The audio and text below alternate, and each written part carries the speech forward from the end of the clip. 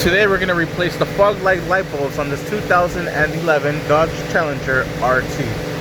Alright, to be able to access the light bulbs, we have to use a 7mm socket to remove these screws from here. There's a series of screws all on the bottom. Once you remove those, you're going to need a trim tool removal to remove the retainer clips like this one here. All you simply do is grab the retainer clip from the bottom, pull it up and pull it out, and there is a series of retainer clips on the side as well. Once you have that done, this panel comes undone, and then you have access to your fog light. So what we're going to simply do is undo the pigtail. There it is. We're going to undo that pigtail. Just press in here and out it comes. There it is.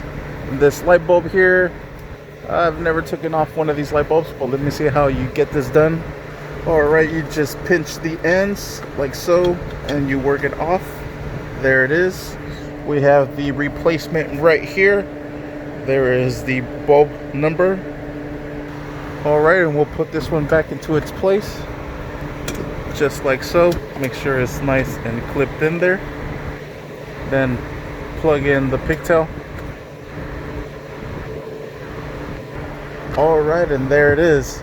Now all we have to do is just replace the passenger side, and with this panel off from this side, I don't think we'll have to remove it. Alright, and we do have access to our fog light here, so let me go ahead and undo the pigtail and let me take the light bulb off of its bracket. Alright, and there it is, and I'm going to go ahead and put in the new light bulb. There it is right behind me. Whoop, wrong one. And there it is. Go ahead and install this new light bulb into the housing and just secure it and plug in that pigtail. Alright, there it is. I'm not sure if I forgot to mention that you need to lift up the car and secure it with jack stands. Sorry, that's the first thing you're gonna have to do. It's just that I had it up already because I just did the oil change, so I figured I'd change out the fog lights. Alright, and there it is. Both of them are on.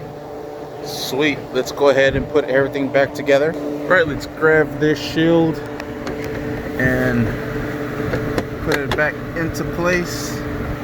Make sure it's all... I need to fix that side. Alright, let's start off with these retainer clips.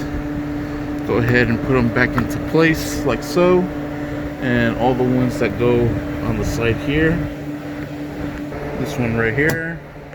And this one right here. And right here. And let's go ahead and put all of these screws back into place. Just like so. This one here too. All the way in here.